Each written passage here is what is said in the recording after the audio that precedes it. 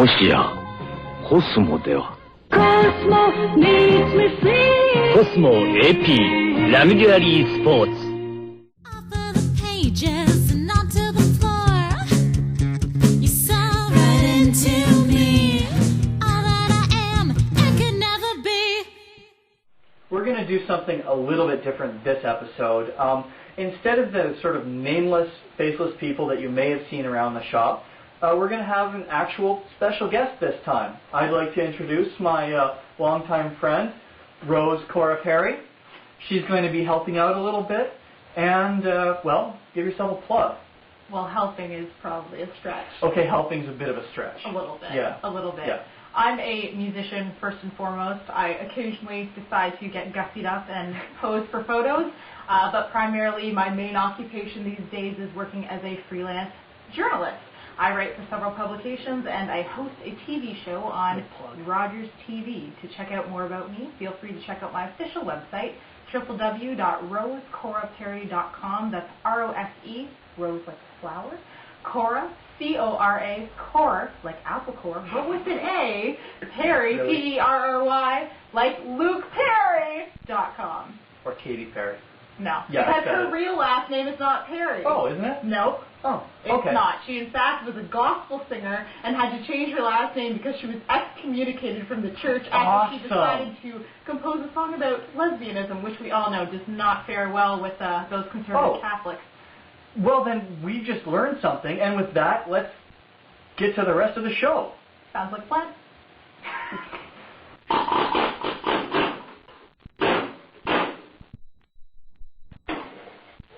Oh, hello everyone. Well, I'm just hard at work making the same sheet metal repairs on the driver's side that I've made on the passenger side. But I realize it's kind of been a while since I've put a video out there. So, call this maybe not quite episode 23, because that won't be until all this is done. Maybe call this episode 22 and a half. Now, it's been a very, very busy summer, and unfortunately, I just haven't been able to put as much work into the Cosmo as I thought that I would be able to. For example, this happened. Bet you weren't expecting to see this. This is the engine from my RX-7, you know, Project Tina. So why is it in pieces on the bench? Well, unfortunately, just after I finished the passenger sheet metal, I had a bit of an issue. See, a loose front secondary injector connector, that, caused me to run lean on my front rotor, thus chipping a front apex seal, that. So I've been busting my butt to get this engine disassembled, cleaned, repainted, and ready for assembly while the season is still fresh, because after all, it's still only June, and then I'm assembling today. So hopefully, within a week, the car is back on the road, and I can get back on the Cosmo. And welcome to my garage. Because my shop is currently full of Cosmo, I've had to pull the engine out of the RX-7 in my driveway, which honestly does take me back to the good old days when, believe it or not, I built the entire car in this garage. It's actually documented on my website under Project Tina. So, I'm just doing the final assembly of the engine, and I hope to get it back in the car within the next few days, and then I can get back on the Cosmo.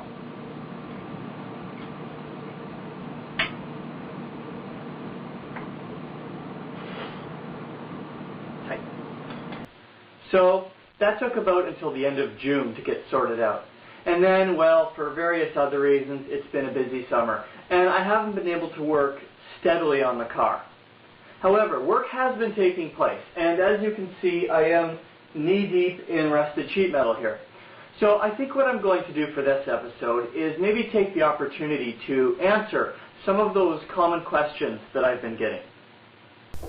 Okay, well, thank you for actually agreeing to do this interview, because honestly, this is going to be a lot more interesting than me reading the questions off my playbook or pulling them out of a hat or something. And it also obviously gives proof to everybody that we're friends, in fact, and that I'm not just some made-up figment of your imagination. Well, yeah, there's that, you know, but realistically, who's to say that the entire world isn't a figment of my imagination. I suppose that's true. Everything is perceptual. Yeah, Perceptual. yeah. And it really isn't perception or reality. So thus, regardless of what reality is, my perception overrules it, and it becomes reality. That's one way of looking at it. It's a way, that's for sure. Okay, I'm going to stop you there and get to Probably, yeah. the reason as to why we're actually here today. It's likely a good idea. Which is to ask you some questions that apparently your viewers are really interested in knowing. Yep. This is stuff that I've been asked a lot over the old YouTube, and you know, I'm good at replying to my comments, but honestly, there comes a point at which you need to just address them all. Mm-hmm. Yeah. Mm-hmm. So I guess first things first. How did your interest in cars develop? Where did you learn these skills? How old were you? That kind of thing. Most men are born with an innate interest in cars. That was a sexist comment, everyone. Let's rewind and start again. Most men are born with an innate interest in cars. It comes from their testicles. Right. Whereas, you know, women like ponies and whatnot, that comes from their ovaries. Uh-huh. No, but seriously, I mean, most young boys are interested in cars. I wasn't. I've always been interested in technical stuff, machinery, that type of thing, but it wasn't specific to cars for quite a while. The sort of weird aspect that got me really into cars was my interest in electronics. And through electronics, I got into electric cars. It was a natural progression. And then from there, I was into cars. I mean that was the end of that. And it's not all cars. A general interest in cars. It's very specific. You know, Mazda rotary, DeLoreans, electric vehicles of all kinds, Right. that type of thing. Right. Yeah. So then you obviously didn't go to any technical or trade school for the knowledge that you've acquired. This was kind of taught by yourself through books, or how did you come with this knowledge? It was mostly self-taught. Okay. When I first got my RX-7, that's when I really got into the mechanical aspect of cars. You know, there's a joke that RX-7, you know, turning regular man into master mechanic. It's not quite true, but you know. The first thing I did when I got the car is I read the factory service manual front to back. Right. It's not particularly interesting reading. That had to be the driest read of your life, I'm sure. I gotta say the main protagonist was seriously lacking. Not a lot of character development. Not a lot of character development, no. Was there at least a good villain? An antagonist? I guess the antagonist is random failure. So yes, quite a challenging foe, in fact. Indeed. So yeah, I read the factory service manual, the Haynes manual, and then from the rest it was just experience. It was immersing myself completely in working on my own vehicle and helping other people, you know, troubleshoot and work on theirs via the forums. Right. Yeah. So then how would you recommend if somebody else wants to develop this kind of skill set, how would you recommend they get started? I think learning by experience can sometimes be a very expensive and difficult thing to do. Okay. Because, and I'm not trying to be an elitist here, but unless you have that sort of innate mechanical ability to be able to pick things up, you could, let's say, create a number of problems. Right. I think what I normally recommend, and this is something that I've said several times, is if you're interested in building a car, getting into building engines and that type of thing, the easiest thing to start with is yard equipment. Right. You know, every gas lawnmower in the world has a single cylinder, simple gas engine in it. And they're no money. They're free to little money. So get one, tear it apart, and that at least gets you somewhat familiar with the basic layout of a piston engine. Obviously no help to a rotary engine. No, for sure. But at least it gets you in the door, and many of the principles on building those little engines is what you would use when building a larger engine as well. You know, you're still measuring clearances, you're still inspecting parts, and it familiarizes you with the process of building something mechanically, a precision machine. Right. Well, engines are somewhat precision machines. But I mean, that makes perfect sense. Obviously, starting with a smaller, kind of small-scale project and then working your way up to something more complicated, because you've mentioned to me several times in passing that when you work on the Cosmo, it's not as simple as just phoning up a factory and having a spare part shipped to you. You have to make a lot of the parts yourself, and if you didn't have that previous small-scale experience, obviously you would not have the technical ability to even know where to start with that. So that brings me to my next question. How did sheet metaling come into the equation? Is that the proper term? No, that's the proper term. Yeah, sheet metaling, sheet metal. Yeah, sheet metal just being the generic term for when you're working on the body of a car. Right. Because it's made of sheet metal. Mm-hmm. It's just individual pieces of thin gauge sheet metal welded together. Mm-hmm. Okay, sheet metal. The Cosmo was my introduction to the wonderful world of fabricating body parts and sheet metal. Okay. I literally had minutes of experience with body work and repairing the car on a sheet metal level before I started on this thing. Mm-hmm. And to be honest, I didn't think I would have that much metal work to do on the car. Right. Now, this is far from my first car project. But I was also not surprised that I had the amount of rust that I did, but I wasn't expecting it. Right. The car looked better than it did when I first got it. Mm-hmm. I think that's the case for everyone, though. Yeah, for sure. You buy a car and you're like, oh, you're so excited about getting a new project, and it's easy to overlook things, and it's also easy for previous owners and mechanics to hide things. You could say the same thing about dating. You can say the same thing about dating, which is why I rarely do it, to be honest. Mm-hmm.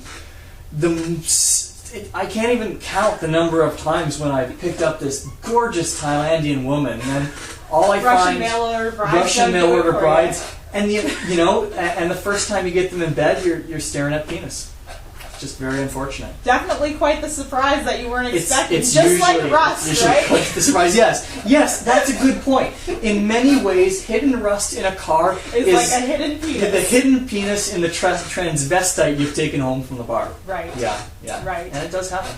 Well, I think that appropriately brings us to our next question, which would be, what is it that you do exactly to fulfill your days when you're not in fact restoring cars? Okay, it's not picking up Thailandian prostitutes at bars. At all times, at least. At all times, no, that's very rarely. That's like a Tuesday afternoon. Right, makes sense. It's margarita night. That's true, it is. I forgot about margarita Tuesday afternoons. Yeah, when that clock hits 2:15 in the afternoon. Yeah.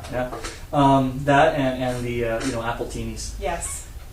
Yeah. We'll cut that out. Yeah. No, leave that. Your day job. Yes, thank you. Okay, yeah. My day job, believe it or not, is on-site computer repair. Right. Yeah. I work at a small computer shop. We primarily service other local businesses, small, medium businesses, and we do networking, sales, some web design, custom programming. Honestly, anything to do with computers. Weird stuff that no one else can do. Mm-hmm. And then I have some hobbies. Right. And it's most of my hobbies are in the technical nature. I don't get a lot of time these days to engage in my other hobbies because I'm spending a lot of time on this. Of course. This isn't, most people, I don't think they realize this is an evening and weekend project. Right. I'm not full time on this. Right. It's a few hours a night for most nights during the week, and then a Saturday, Sunday type thing. Mm-hmm. But I have a huge website. I think a lot of my viewers would be very familiar with my website. That takes a lot of upkeep. Mm-hmm. And then anything technical in nature. I've mentioned electronics. Right. Lately, I've been dabbling in a little bit of nuclear chemistry. It's an odd thing to dabble in, but it's true. I've done everything as a hobby, from making candles to cross-dressing to pottery.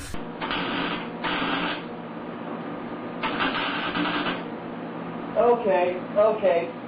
Hold on a sec. Wait right there.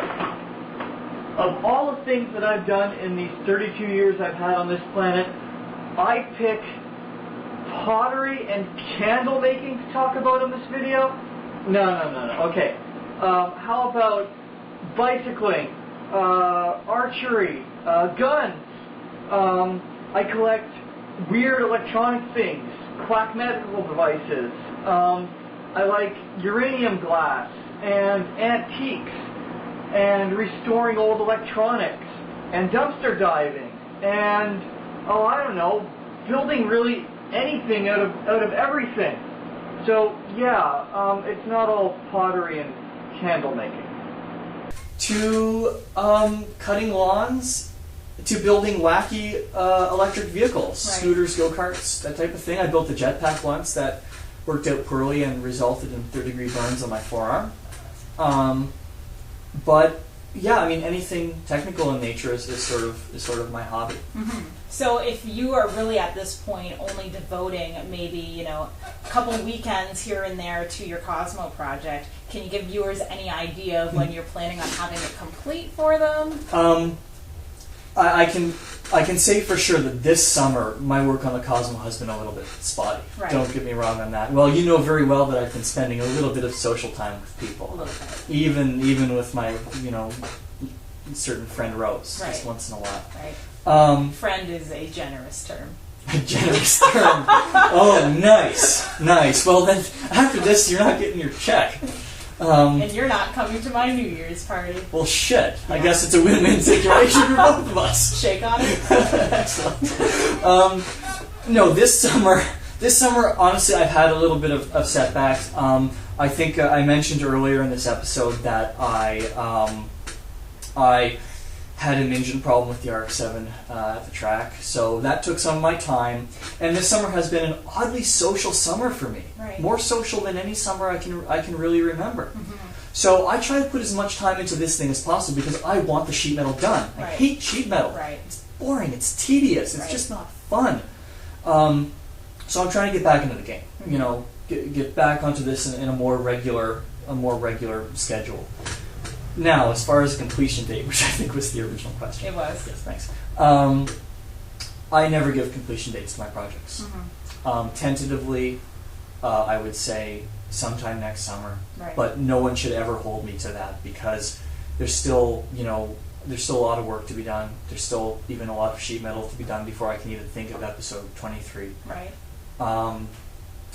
But tentatively, this summer for Mm-hmm. most of the major work. Yeah. Which probably realistically means the end of the summer. Right. It's hard to say. Well, you don't want the stress, though, of trying No, to adhere that's to a true. deadline and then it resulting in shoddy work, right? And it's a this great... is a labor of love. No, and that's a great point that you brought up because I think a lot of people, when they do car projects, they don't realize the danger of putting in an artificial deadline. Mm-hmm. If you're working on the weekend and you decide that you have to have a certain job done before the Monday, you could get into a situation where you're, say, improvising a hose fitting or something out of 3 other fittings Mm-hmm. just to get it done and on there, even though you could have went to the hydraulic shop on Monday to buy it. Right. And even though the car is still not going to move for another 6 months. Right. And that fitting could have waited. Right. And that's exactly the type of situation I don't want to be in. Mm-hmm. I try to put a lot of attention to detail in what I'm doing, Mm-hmm. to do it right, and when you're under an artificial deadline, it's not something that you can do. And that makes perfect sense. I'm wondering when you get finished with the Cosmo, whenever that may be, no pressure, what other future projects do you have planned at this point, if any? I'm going to make a jetpack. Really? Yeah, I'm not even kidding. Yeah. I wouldn't put it past you, so you don't need to validate that in any capacity. Yeah. I was just saying really as in interest. Yeah. Okay. Well, I mean, technically rocket belt, because that's what they're called. Right. You want to be Rocket Man, don't you? Yeah, that's I've tried several times, and it's always been a dismal and painful failure. Literally painful. But yeah, no, I'm going to do that. But the Cosmo is going to be my last car for a while. Right. Because when the Cosmo's done, my next real project is a house with a shop. Right. I love this place, but I need to move into a place that is actually attached to my domicile. You've decided to become a grown-up then. I've decided to become a grown-up. You're going to join the rest of the human race and escape from the pod in which you live. Yes. Okay. Yeah, well, that's how I was bred. I think that's a good thing, yeah, though. I think it's good to, try and get out of that comfort zone Yeah, and grow up. Yes, And, at some become point, a fully functional human adult. being. My doctors will be very proud. I don't doubt it. Yeah. So there's that. Now, my next car project won't be for a very long time. Right. So my next actual car project will likely be an '82 DeLorean. Nice. That's what I've been, Little Back to the Future action. A little bit of Back to the Future action. You can't go wrong with Doc Brown. You can't go wrong. If you can get Christopher Lloyd to make a cameo, I'm so there. I'll see what I can do. I don't think I could get Chris. Well, we'll see. I can get at least a waxed Christopher Lloyd. Well, that's like 90% of the way there. Halfway there, yeah, that's true. It'd be 90% of the way there if it was Nicolas Cage. Yes. Because waxed Nicolas Cage versus real life Nicolas Cage. I think they both have the same range of emotions. I would say so. Always angry. And everyth's on fire. Yes, yeah. all the time. Yeah. On that note, we're going to take a quick break and we will be back with more interesting queries with Aaron Cake. That's great. A question that I'm often asked is, how much do I have to cut out? How do I know when to stop? Well, the easy answer is, well, stop when you don't find any more rust. But there are a few things that you should be aware of that may make your job a little bit easier, and since I'm busy cutting out a big rusted section of the driver's side floor, I think I have a perfect example. Okay, you can see how I'm cutting away some of this rusted metal around the frame rail. Now, originally, I was just going to cut this piece out here. However, I soon realized that in doing so, I would create a really odd shape here that I would have to cut a patch panel around. Why create the extra work? So what I've also done is started cutting out here. Ultimately, I'm still going to have a bit of a weird rectangle here to fill in, but it's going to make patching this area one big piece instead of several smaller pieces, which is going to save on the welding and especially the grinding. Well, we are back. This time around, however, we're going to try and be more concise with our answers, though, aren't we, Aaron? I'll see what I can do. Yeah, try is the key word in that statement. Just like I say to every woman I take out on a date, I promise nothing. You can only have the intention. Nothing but thrills. Right. Oh, well. Yes. Ladies, this is available. Yeah, we'll talk more about that later.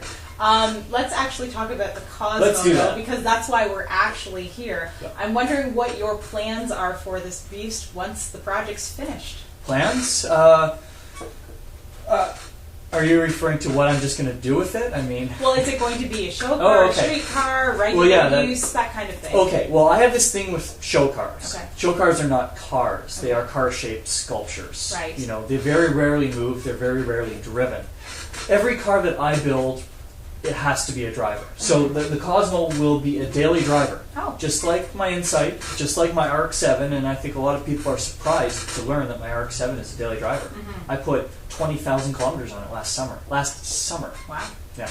So it's going to be it's going to be a daily driver, but a very well done daily driver with some aspects of a show vehicle, but no aspects of a show vehicle that take away from its daily utility. Mm-hmm. Has this been the plan then from the get-go to actually get good use out of it, or? Well, I've always planned to use the car. Right. But at the beginning, I was actually trying to decide whether to do a factory restoration or to do something completely wild. Mm-hmm. And I settled in the middle road between that. You know, we call it resto modding. Okay. You're not restoring the car completely to factory specs. Mm-hmm. You're modifying it, but not modifying it into an absolute beast. Right. Like my RX-7. Well, you've been in the RX-7. It's kind of a beast. It did not have the supposed superpower that you claimed earlier. No, maybe not. It's not a rotary-powered panty removal machine, but it's still a beast of a car. Right. I don't think you could put anyone into that car and expect them to just drive it. Right. You know, they'd kill themselves. Right. But this car has to be easy to drive, get good mileage. My goal is 30 miles per gallon. Mm-hmm. And be a nice car to drive above all else. So basically, the best of both worlds. Yeah, that the you're best of hoping both to worlds. achieve. Yeah. Makes sense. Yeah, but I would never sacrifice any utility for any show Of quality. course. That's one of the reasons I'm doing the air suspension. Right. Is I need to be able to get that low stance, but then raise the car up when I actually want to drive it. So tell me what your plans are for interior in terms of decor design. Interior-wise, I honestly like the stock Cosmo interior. Okay. It's really quirky. It's like 70s Japanese. Right. You know, there's wood grain everywhere. A bit like a casino. A bit like, honestly, you know, it's funny you should mention that because it's the maroon interior. Yeah. And the maroon interior in the RX-7 world is affectionately referred to as whorehouse red. Right. Yes. Yeah. So the car will be whorehouse red. Right. So But I'm going to modernize the interior a little, Okay. but not take away from the quirkiness of the Cosmo. Right. You know, the crazy round gauges with their inverted cone bezels, the big wooden banjo wheel, none of that will go. But, you know, it needs a center console, it Right. needs a decent stereo, not some booming, horrific, rap-spewing That's all machine. bass anyways. No, and there's no actual audio no, that sounds no. decent Yes, coming out of it. yeah, as I'm sure you of all people understand Yes. that more bass does not equal better music. No, most certainly does not. Oddly enough, neither does higher volume. Yes. If the music sucks, it sucks. It still like sucks. let's just suffice it at that. Yeah, yeah. I mean, if I'm cranking, you know, Weird Al's Amish Paradise, Which is awesome. which is awesome. I want to be able to hear, you know, the yuck at the end, Of but not course. to be overpowered by the booming bass of. Makes perfect sense. So a decent audio system, not over the top, Mm-hmm. a clean interior, more modern, but keeping some of those Cosmo throwbacks. Flair, yeah. And very, very simple, almost monochromatic. Mostly the whorehouse red, probably some black accents in there. Mm-hmm. A modern set of seats. I haven't quite decided yet. No leather. I don't like leather. It's horrible in the summer, and yes, Horrible in the winter It's though horrible in too. the winter. It's either Yeah. freezing or it's Yeah. burning your ass. And we're you can't win. yeah, we're talking Canada here, which sees all the way from -40 to +40. Right. And I've never understood leather. No. So the seats will be cloth, and much of the interior will be vinyl. It will be my first interior. Well, no, it won't be my first interior. It'll be my first interior from scratch. Okay. Yeah, it won't be my first interior because I did a lot of interior work on the RX-7, Right. but I didn't really change it from stock. Well, it sounds like it's going to be an exciting endeavor. I'm wondering if the exterior paint job you've got in mind is going to be matching, or are you going to do something, you know, to throw it up a different little kind of quirk in the mix? What are the plans there? Well, this might freak you out a little bit, but with the whorehouse red interior, the exterior is going to be dark blue. It's Okay. not a combination most people would think of. Right. I've seen it in the past. Okay. It looks very well when done properly, when the right shades are done. But I'm a sucker for my deep metallic paints. Right. I mean, I love them. So it's going to be a dark metallic blue, maybe a little bit of a hint of purple, buried in multiple clear coats, you know, polished up to a perfect shine. Not quite show level, because I've done a show level job on a car before, and it's heartbreaking the first time you get stone chip. Right. So a quality above OEM level, but not a crazy show paint that would require days of maintenance every week. And then in terms of power level, what are your intentions for this guy here? That's a question a lot of people have asked because the Tim Allen grunt, that's- right? You know, yeah. what's the power going to be? Anytime you build a car, the first thing people ask, And how many horsepower? Especially if it's only men, you know, with their testosterone, you know, being interested in car building. Yeah, Makes it's like sense. it's like a you know, testicles with a steering wheel. Yeah. Yeah. Well, I mean, I have a 500 horsepower RX-7, and I think that says a lot. But in the same sense, I also drive a 100 horsepower Honda Insight. Right. So, as I mentioned before, the goal of the Cosmo is a nice, easy driving car. Good mileage, you know. The exact power level, honestly, I don't care. Right. I don't care how much horsepower it makes, but what I want is about 300 foot-pounds of torque in the low and mid-range. So where you're driving the car in the city, don't get me wrong, high RPM engines that you can wind out and bomb down a country road on are a load of fun. Of course. But 99% of your driving is in the city, Yeah. and you're shifting at 2,000-3,000 RPM. So that's where the car has to be fun to drive. Yeah. So I'm going for a really low power band, a high mid-range torque value, because it's a big luxury car for a 70s Mazda. Right. It has to drive like one. Right. And having, you know, the flames coming out of the exhaust Yeah, pipe no. probably wouldn't serve you too No. well. Though that has happened to you in the past, and the cop that pulled you over, in fact, thought it was rad. And I quote. Actually, I so think his exact word was pretty awesome. I think it was Could have rad. been, yeah. We're going It's with rad. funny you should mention that though. It's funny you should mention the exhaust flames because that occurs on a rotary engine when you wide open the exhaust. You know, you have a free flowing exhaust, so it tends to blow flames. Well, this car is going to have multiple resonators, multiple silencers, an actual catalytic converter, and honestly, when I'm done, I'm going to run it through an emissions test because, frankly, I want it to be as clean and well-tuned as possible. And the only way to achieve that is to actually monitor, your exhaust emissions and tune the engine in a way that the OEMs would tune it. Right. It has to drive better than a car from the factory. Right. Makes sense. So then tell me about your plans for the engine as we're speaking about this. Are you thinking naturally aspirated, turbocharged? Okay, well, the only way to achieve the goal that I want is a turbo rotary. Okay. Naturally aspirated rotaries, sure, they're fun, but if you want to make a lot of power, and in this sense, a lot of power is more than 200. Right. If you want to make a lot of power, you're going to end up with an engine that is very difficult to drive on the street. Right. A very peaky power band, a lot of noise, poor mileage, and again, those things are great and fun in a sports car, but big, heavy luxury car. Right. The only way to achieve that is with a turbocharger. Right. And I think I've covered this in the comments a little bit, but I'm going with a much smaller turbo than one would normally use on a 13B, a GT3076. I haven't worked out the exact sizing of the turbine side yet, and haven't quite figured out what I'm going to do for manifold, but I'll get to that in episode 23. Right. And the idea is to maximize that power generation during the low and mid range, even if it drops off a bit, approaching red line.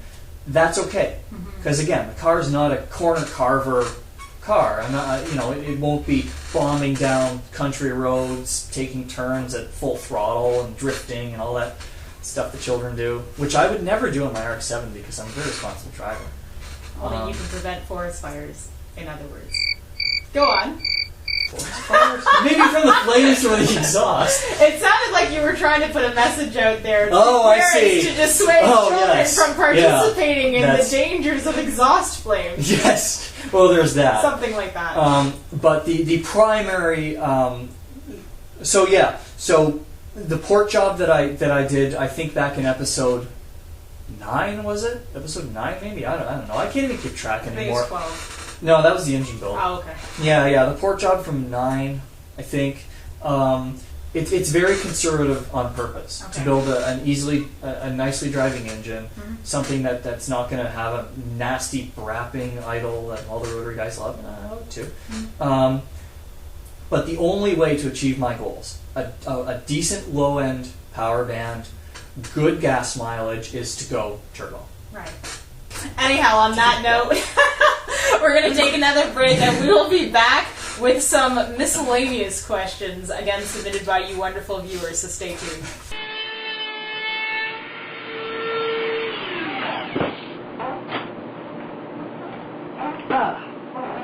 Well, I'm obviously working on one of these again, so I thought maybe I'll take this opportunity to let you know a little bit about Nutserts.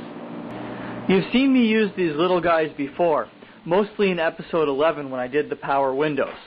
Now basically, what a Nutsert allows you to do is put a threaded hole anywhere you need one in sheet metal.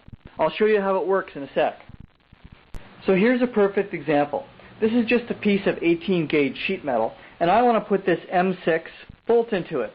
Now obviously it's too thin to actually tap, and let's say the back of it wasn't accessible, so I can't put a nut on it. Perfect job for a Nutsert. Okay, the first step is to drill a pilot hole. Now, if you're shopping for Nutserts, they're also called rib nuts, threaded inserts, rivet nuts, and several other different trade names. Now just enlarge your hole to the final diameter. For this M6 Nutsert, I'm using a 13/32 bit, but the diameter bit you choose will be dictated by the outer diameter of the Nutsert itself. Now, in order to install a Nutsert, what you'll need is a Nutsert tool. This is my favorite style, but they also come in a style that looks a lot like a pop rivet gun. Basically, the way this works is that once the Nutsert is inserted into the material, the tool is threaded in, then this outer nut is held stationary while the inner bolt is turned. That, of course, tightens the bolt draws the threads in and compresses the nutsert by drawing the back forward. These little grippy flanks here grip the material and lock the nutsert in place. As with many things in life, it's really important to lube your tool. So I like to use a little bit of anti-seize and just get it generously on the threads of the tool as well as the shoulder, because both these surfaces have to slide against the nutsert. Now to actually install it, first thread the riv nut onto the tool. It's nice and lubed, so it should slide right in, which is what she said. You'll need a wrench, which is the same diameter of the outer nut, in this case 14 millimeter, and a ratchet the same diameter as the inner nut. Normally I use an electric impact ratchet, but for this demo I'm just using a regular old hand ratchet. Now place the nutsert into the hole and give it a little bit of pressure just to hold it flush with the surface. From above you should be able to see the whole action of the rear compressing. Now just tighten steadily with your ratchet while holding the nutsert against the metal.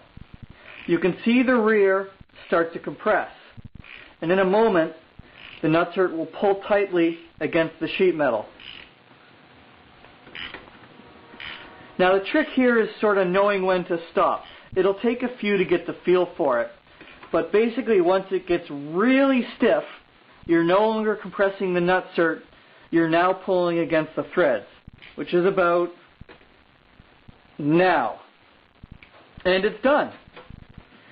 So loosen it off.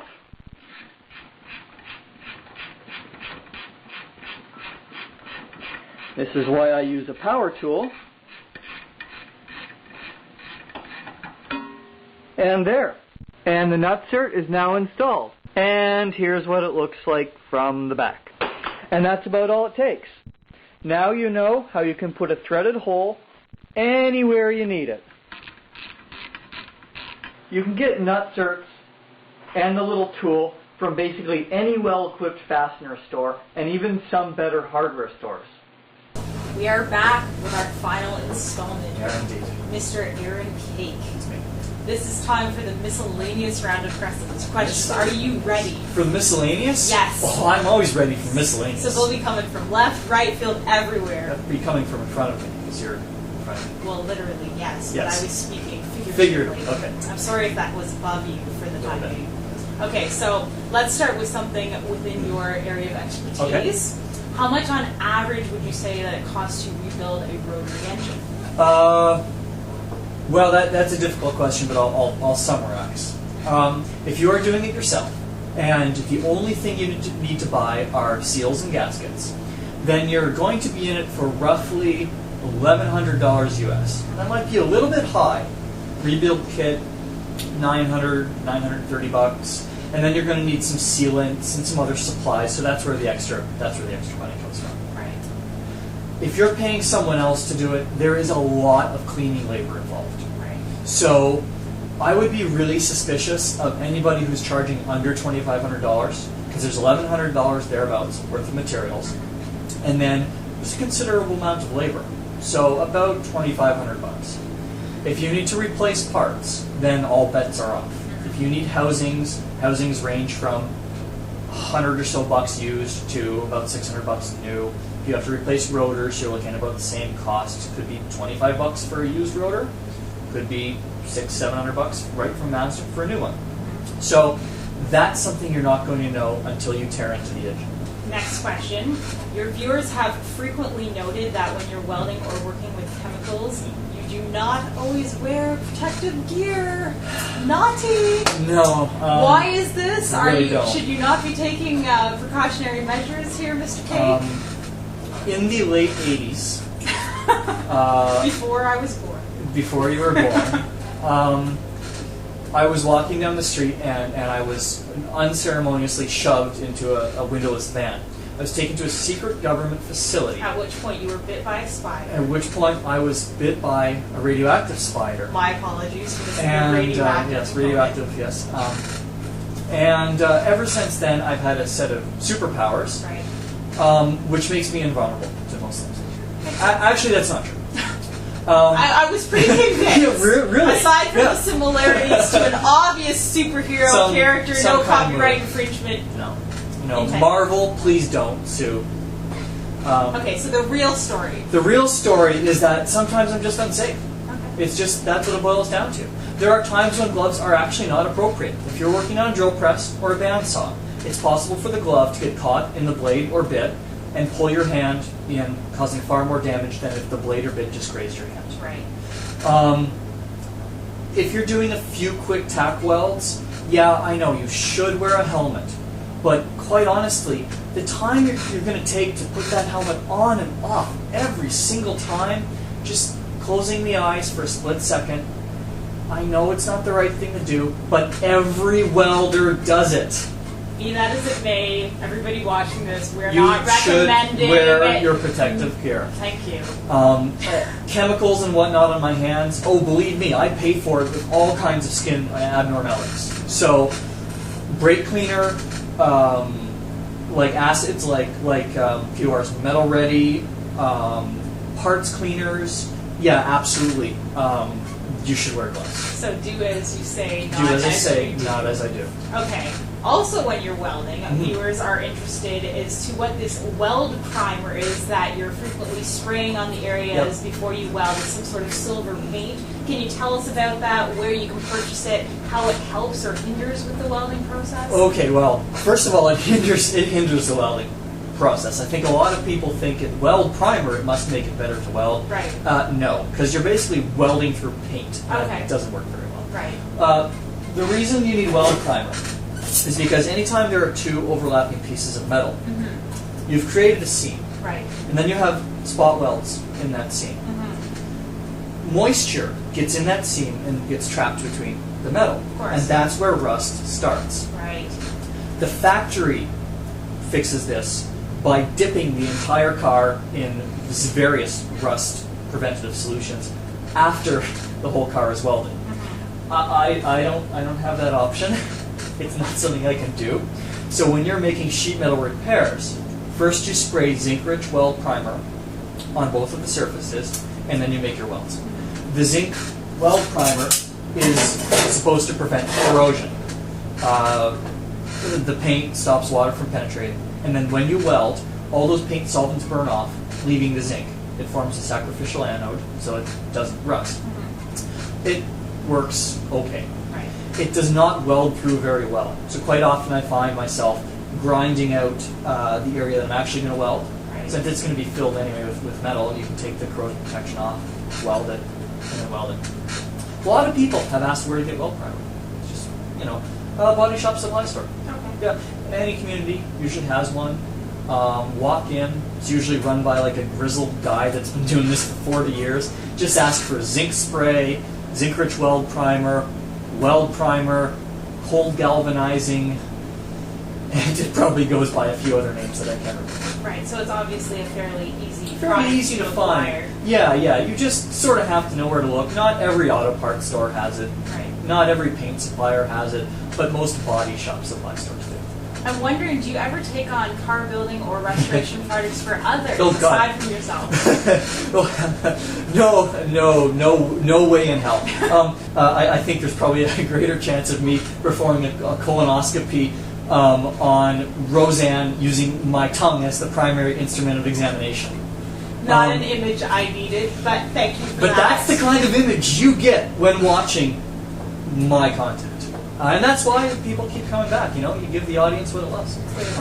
Oral colonoscopies on Roseanne. Right. Apparently, it's popular. But no, I would not work on an enable system car. Primarily because I can't keep a schedule. Right. And it's too much of a pain in the butt. Right. I have done work for other people in the past. It's just never gone well. Yeah. Well, I mean, that's fair. Everybody's got their limitations, and especially if this is more of a hobby thing for Exactly. you. You want to get a sense of enjoyment and fulfillment out of it, as opposed to feeling like you're doing work, per se, and sticking to somebody's schedule. I think you hit the nail on the head. The moment it becomes a job, then even though I may enjoy it, it's no longer sort of a release. It's no longer a hobby. Yeah. And I have done actually a fair amount of work in the past. maybe you've even seen me on a car TV show that I won't name for fear of getting sued. Right. But I've worked at a shop. I've worked with individuals in an individual capacity. Right. But it's not something that I'm willing to do again. It's too much of a headache. Do you have any more plans or updates pertaining to your RX-7? RX-7 is done. Awesome. Yes. High five. After so many years, the thing is done, and the only work that I'm doing now are little minor things, maintenance, etc. Again, because as much as I enjoy car projects, I'm going to take a break. Right. At some point I'll be doing this DeLorean that I've been talking about for 20 years. I don't know, maybe there's a possibility of a sort of early 80s, late 70s Trans Am. You'd be a man after my heart if Yeah, you did that. I know. Smokey and the Bandit. Smokey and the Bandit. Oh yeah. We could see something like that. There's a possibility. Very nice. Yeah. Very nice. Well, I'll definitely be having to keep an eye out for that if that ever comes. Well, I to think you'll be doing more than keeping an eye out. Oh, Yeah. fair enough. Fair enough. So the last two questions I have Yes. for you today are very random, completely out of nowhere. But these are things submitted by you guys, the viewers. So Because we've been unrandom this entire time. obviously. So I figured that I should at least, do your viewers justice and ask what they wanted love to my ask viewers. themselves. Number one, quite simply, what kind of cell phone do you use? What a really bizarre question. I've been asked multiple times. I have no idea why. It might have been because my phone was actually featured in episode 8, maybe. Oh, okay. But I'm going to answer this with a very simple statement. You can pry my BlackBerry out of my cold, dead hands. BlackBerry all the way. Yeah, I think that's all we need to say, really. Okay. And quite finally, Mm-hmm. to end things off appropriately for the day and for this episode, Sure. how often do you offend people with your sense of humor? 24/7, 365. Yeah, pretty much. No, what you see on camera is actually, I think you might even agree, that it's actually a toned down version of my personality. Mm-hmm. No, I'm this way all the time with everybody. Some people are offended. A lot of people are offended. But it's their choice whether to be offended or not. And that's just the way it is. And with that said, viewers, I would like to leave you with two images in your mind. Number one, this man here, as great as he is, has made several customer service representatives cry. Yeah, indeed. Number two, he has also been subjected to not one, not two, but 3 strip searches at the border. I'm Rose Cora Perry signing off. This has been your wonderful interview with Mr. Aaron Cake, the car guy. Thanks for having me. Thank you. Thank you. No problem. And by the way, after a little emergency open heart surgery, my RX-7 Project Tina is back on the road.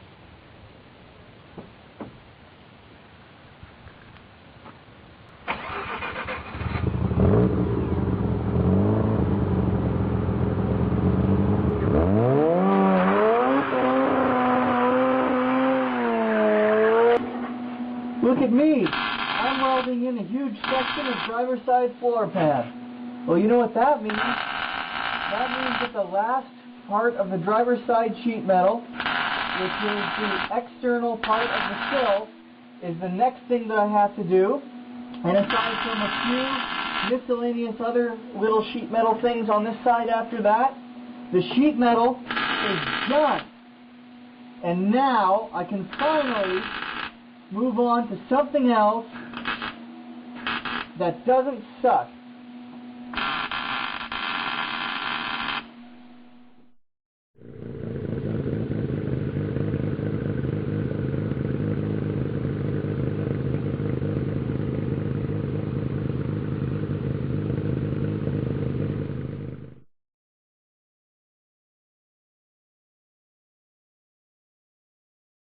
You something, I think. It's disturbing. I agree. Just move. I was checking my hair. Yeah, but I'm just trying to line up the camera here. Oh, I'm sorry that I'm moving.